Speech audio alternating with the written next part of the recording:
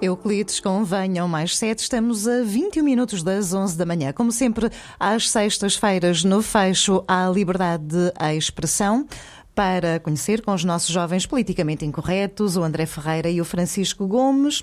Rapazes, bom dia, bem-vindos e bom trabalho. Bom dia, Maria João. Bom dia Maria João, bom dia André, bom dia a todos os ouvintes da Rádio Terra Nova. Estamos aqui para mais um Liberdade de Expressão e vamos começar isto aqui com provavelmente o único ponto positivo que vamos trazer no dia de hoje. A equipa feminina do Sport Lisboa-Benfica conseguiu na última quarta-feira assegurar a passagem à fase do Grupo da Liga dos Campeões, depois de ter vencido por 2-1 no Benfica Campos, a equipa do Rangers. A equipa do Benfica já tinha vencido 3-2 na Escócia à primeira mão, venceu 2-1, começou a perder com ironias e genios um gol de uma jogadora chamada Emma Watson, já perto do final do jogo, do tempo regulamentar, mas no prolongamento, acaso com uma grande arrancada e Jéssica Silva fixaram o resultado final 2-1, num grande jogo da equipa do Benfica, que podia ter despachado o jogo na segunda parte na Escócia e na primeira parte em Portugal, podia ter marcado 4 gols nas duas partes, sem brincar, e despachava rapidamente a eliminatória. Decidiu aguentar até ao final, fazer esta surpresa. Aqui ainda ficaram reduzidas a 10, uma expulsão absolutamente vergonhosa, feita pela árbitra da partida, que é também muito boa árbitra. Talvez arbitrar outra coisa, porque para o futebol, coitadinha, a senhora não tem capacidade, mas se fosse só ela, em Portugal também não temos nenhum árbitro com capacidade para apitar futebol, mas isso é outra coisa. Mas parabéns à equipa feminina do Benfica por ter conseguido chegar esta fase do Grupo da Liga dos Campeões. O sorteio realiza-se na próxima quarta-feira. O Benfica ficou no pote 4. Não vai ser fácil, não vai ser uma fase do grupo nada fácil, mas esta equipa já mostrou que consegue sempre surpreender para a próxima, e peço que não façam brincadeiras destas, porque aqui o coração é capaz de não aguentar. Sim, dar só os parabéns a esta equipa feminina do Benfica por representar a Portugal nas competições europeias, sempre a tender para dar ataques cardíacos aos seus adeptos, mas não seria Benfica se assim também não fosse. Vamos agora passar assim à parte mais negativa do nosso programa, e vamos começar com um caso da parte negativa, como é óbvio, o caso um bocadinho mais grave que nós trazemos esta semana em ponto prévio, porque esperamos que haja resolução disso relativamente a este caso. É o caso de assédio que aconteceu no Rio Ave feminino na época passada. Várias jogadoras da equipa feminina do Rio Ave acusam Miguel Afonso, o ex-treinador da equipa do Rio Ave feminino e agora treinador do Famalicão, de assédio sexual. Em causa, adiantou o Jornal Público, está as trocas de mensagens íntimas com as atletas, tendo mesmo chegado a pedir que enviassem vídeos delas próprias.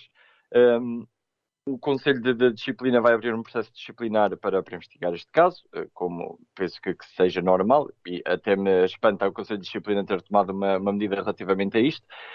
Até o momento, nenhuma das atletas ou o próprio clube apresentou qualquer queixa. Vamos esperar que o Conselho de Disciplina consiga tirar todas estas ilações e consiga averiguar todo este caso, e consiga então julgar quem tenha de julgar e dar a culpa a quem tem de dar, caso este treinador seja realmente culpado. Do que eu já tive a oportunidade de ver algumas mensagens que apareceram pelas redes sociais a serem verdade, são um bocadinho preocupantes, mas mesmo que não sejam, eu acho que este caso acaba também por ser uma boa medida para nós lutarmos exatamente contra este tipo de ações, maioritariamente por parte de homens, ações contra as mulheres, portanto, homens que assediam e são machistas relativamente para com as mulheres, principalmente no futebol, que os homens pensam que é apenas um desporto de homens, mas não. Muito recentemente, e basta ver o ponto prévio anterior, elas mostram muito mais do que alguns clubes masculinos. E por isso eu espero muito sinceramente que este caso chegue ao fim do mais rápido possível, também para dar um bocadinho de descanso a estas jogadoras, e agora estas jogadoras a mostrarem em campo aquilo que valem e não deixarem este tipo de situações passar em falso. Sim, é isso. Basicamente é um caso que eu acabo por ser curioso, porque eu há alguns tempos estava a falar com alguém em foro privado a dizer que alguma coisa não batia certo, porque chegámos a ver esse caso, chegámos a falar aqui de casos noutros países e em Portugal não havia nada das duas uma, ou isto não existia em Portugal, ou ainda ninguém sabia, ou publicamente ainda não sabia. Pronto, aqui está. E acabou por vir a público este caso do Rio Ave. da equipa do Rio Ave, que acaba também por influenciar a equipa de Famalicão, que vergonhoso o comunicado do Famalicão ontem, já para deixar claro, vergonhoso o comunicado do Famalicão. Há quem devia trocar o diretor de comunicação do Famalicão por alguém que perceba de comunicação, porque é vergonhoso aquilo. Foi uma resposta absolutamente grunha, é uma coisa inacreditável o facto disto acontecer, e do Famalicão pura e simplesmente aceitar que isto possa acontecer. Esperemos que o Conselho de Disciplina da Federação Portuguesa de Futebol, e agora sem nenhuma piada, seja competente, que é coisa rara de acontecer, mas esperemos que aconteça ali algo mágico na cidade do futebol e eles sejam competentes. Infelizmente eu acredito e tenho muitas suspeitas que este caso vai acabar fechado numa gaveta na cidade de futebol e a culpa vai acabar por um rei solteiro, como é habitual em Portugal nestes casos. Passando para o outro ponto prévio rapidamente, a seleção principal falhou vergonhosamente o coração para a Final Four da Liga das Nações, perdeu em casa, em Braga, por 1-0 com a Espanha, num jogo em que Portugal não jogou nada, a Espanha jogou um bocadinho e ganhou. Provavelmente a última Espanha agora é caso para dizer dos últimos 30 anos, Portugal perde, sendo completamente dominado no jogo, falta um mês e meio para o Mundial, mas conseguimos arranjar um treinador. Não é assim tão difícil substituir Fernando Santos, e acho que já está na hora. Fernando Santos, obrigado pelo Euro 2016. Até à próxima. E vai lá à vida do homem. O homem que vai lá à vida dele e que deixe a seleção da mão, porque realmente já está na hora. Sim, nada de novo relativamente à seleção nacional, já começa a ser cansativo. A quantidade de vezes que nós até às vezes vimos aqui para o próprio programa, não basta só falarmos em privado, mas até das vezes que nós vimos aqui para o programa falar sobre a seleção nacional e sobre Fernando Santos. A verdade é que sim, Fernando Santos já devia ter abandonado o cargo, fez muito pela seleção com o Euro 2016 e com a Liga das Nações, mas já ultrapassou e já foi esse tempo, como a altura o Jorge Jesus ter estado no Benfica durante 6 anos e fez o que fez no Benfica, depois quando voltou acabou por não resultar e ele foi à sua vida e tudo tranquilo e portanto Fernando Santos deve ter a mesma atitude, espero eu, que tenha antes do Mundial, coisa que não vai acontecer porque ele já disse que tem contrato até 2024 e não está preocupado, portanto vamos ter mais 2 anos de Fernando Santos aqui a doer na cabeça, a não ser que não passemos a fase de grupos do Mundial. Vamos passar agora para os temas, para o nosso tema principal e temos de falar exatamente deste trágico, deste infeliz acidente que aconteceu no Irão há cerca de 2 semanas. Peço desculpa se estiver a dizer o nome incorretamente, mas Mahsa Amini, de 22 anos, morreu após ser detida em Teherão pela Polícia da Moralidade, a 13 de setembro, peço desculpa, por não usar corretamente então o hijab na cabeça. A jovem foi levada para o quartel de Vozará, que é a sede das patrulhas de orientação dessa tal polícia. Saiu de lá 2 horas mais tarde, já à beira da morte, pelo que foi anunciado. E ficou também num coma do qual não saiu. No dia 16 de setembro foi declarada a sua morte e desde então são muitas as pessoas que se manifestam relativamente contra estas medidas do regime, do país. A morte da jovem colocou então o Irão em tumulto e levou milhares de jovens e mulheres principalmente a protestar contra esta repressão na República Islâmica. Esta semana o presidente iraniano também já veio tentar acalmar os ânimos do país. Numa entrevista televisiva ele deu um sinal raro de empatia, onde afirmou que a morte desta estudante de 22 anos enquanto estava detida, entristeceu todos no país, mas depois desta frase mais calma, o presidente mudou de tom para ameaçar, como apesar dos milhares de manifestantes que estão então há 2 semanas já a protestar nas ruas e que estão a desafiar exatamente este regime, este governo e a repressão da polícia e também das milícias para o governo. Pelo menos, e até ao momento, já morreram 83 pessoas no Irão durante estes protestos, e relativamente a este caso, continuamos sem acreditar como é que ainda existem países que são tão retrógrados a nível social e a nível mental relativamente a todas as diferenças que existem, quando não se diz respeito ao homem enquanto pessoa, homem masculino, por assim dizer. Ainda existe muito trabalho por fazer nestes países a ser um bocadinho mais mais retrógrados, mais atrasados mentalmente a nível de sociedade. E é como, por exemplo, às vezes o Francisco dizemos aqui, é preciso acontecer uma tragédia deste género ou pior, para que haja exatamente alguma revolta por parte das pessoas desse país, coisa que acredito que no Irão muito dificilmente isso aconteça, porque o regime tem um poder um bocadinho maior do que o popular, mas é assim, nós também já sabemos o que é manifestarmos nas ruas e já sabemos o que é sacrifícios, mas quase que não seria.